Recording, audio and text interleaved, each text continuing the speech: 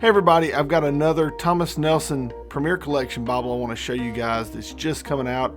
It's the wide margin New King James Large Print Reference Bible. You got to take a look at it. Stay tuned.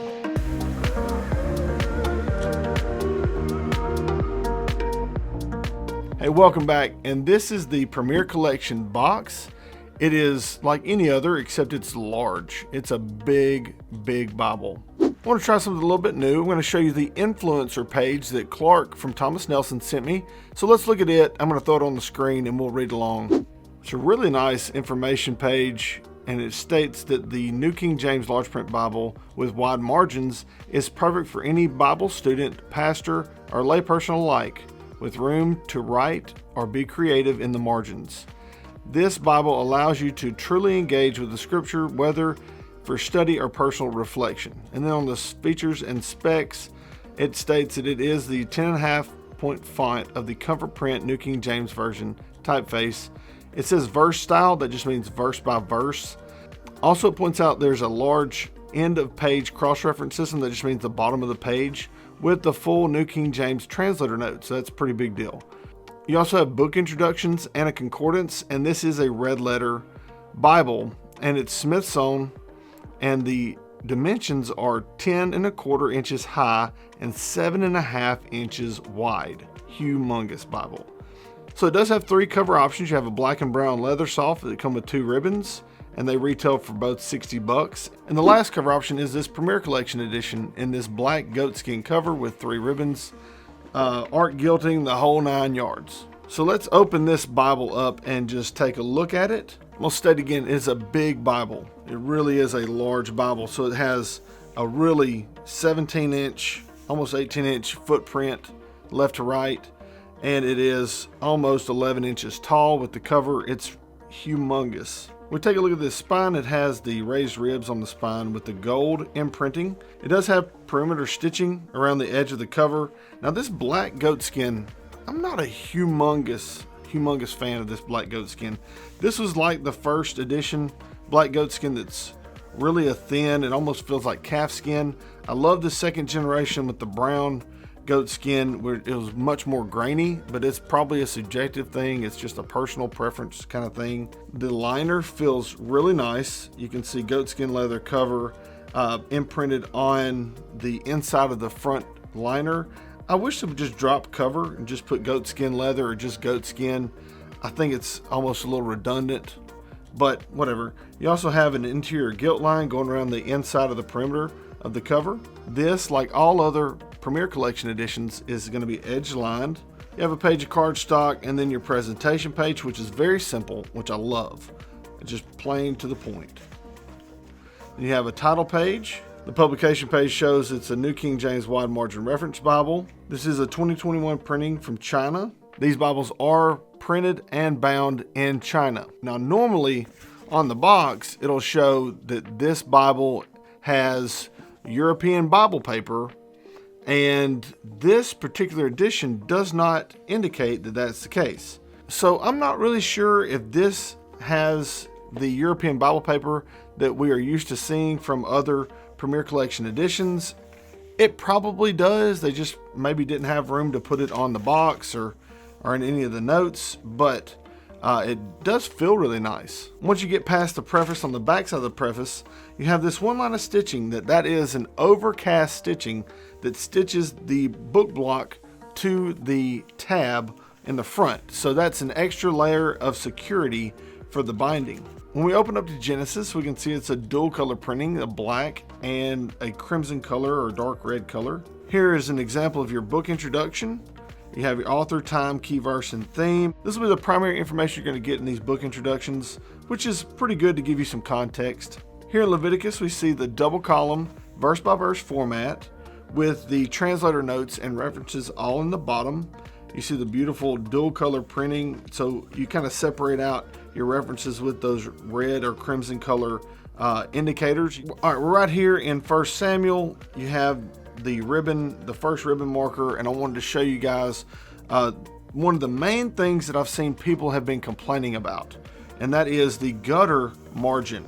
Okay, so most wide margin people are used to, like, either having a really huge outer margin with not much inner margin, okay, and having margin above and below the text to make notes everywhere. So I think that people were expecting to have way more inner margin than they got in this edition.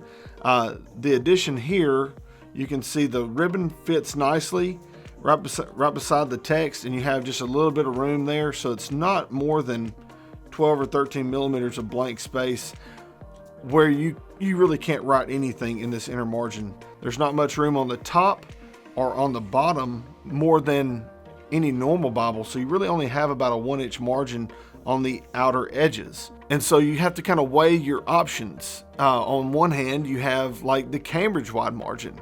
If you got a New King James Cambridge wide margin, it would have only a 9-point font, center column references, and you would have room on the bottom, on the top, and on the sides to make notes, but you have to deal with a much smaller font size. Where with this edition, you have a much larger font size that makes it much easier to preach from and speak from if it's on a podium in front of you. It might be worth it to not have as much room. One thing that you could do when you have a wide margin like this that doesn't have a tremendous amount of room for notes is use something like the miscellaneous system. My buddy Matthew Everhard is really a proponent of that type note-taking system, and I recommend you kind of take a look at that if you want to have the best of both worlds. So you'd have a notebook to the side that has your notes in it, and you'd almost have an index in your margin for your notebook. You do have 3 double-sided satin ribbons, which is really nice. They're good and long. It has a nice gold gilding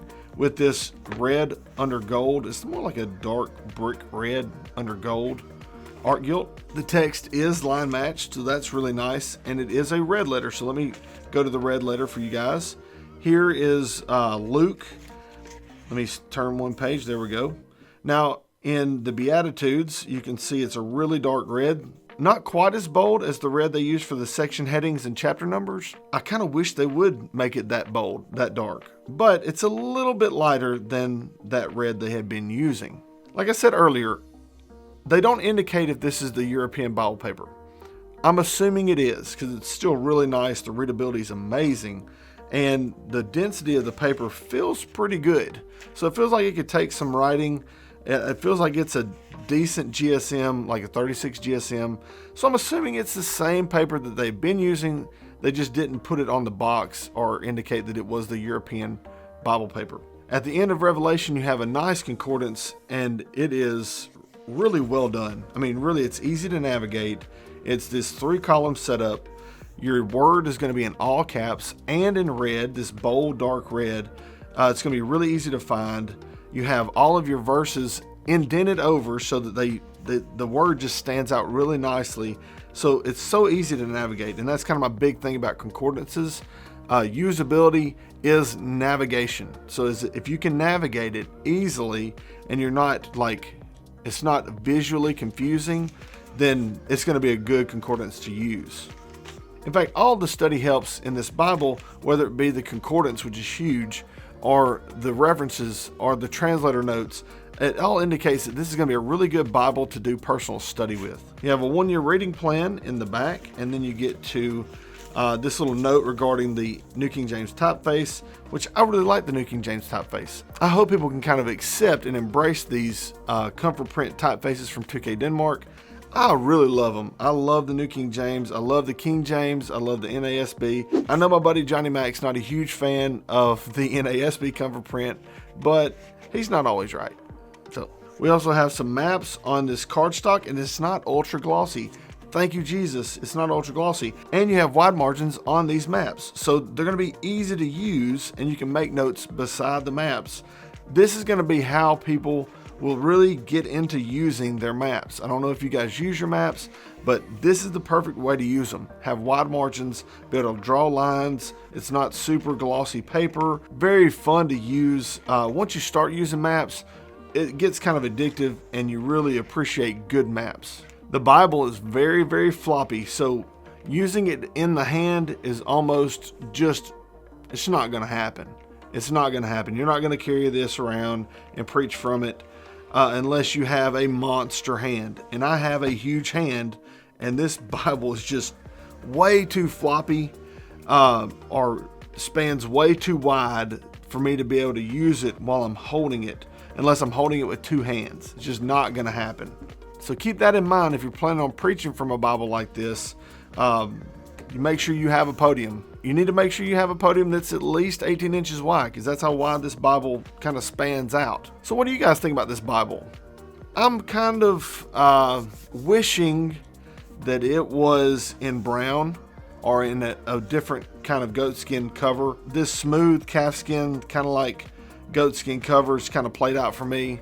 I'm over it. I'm really wanting something a little higher grade personally. And the retail on this Bible is $190. So I think there's enough there that you can get a better black goatskin.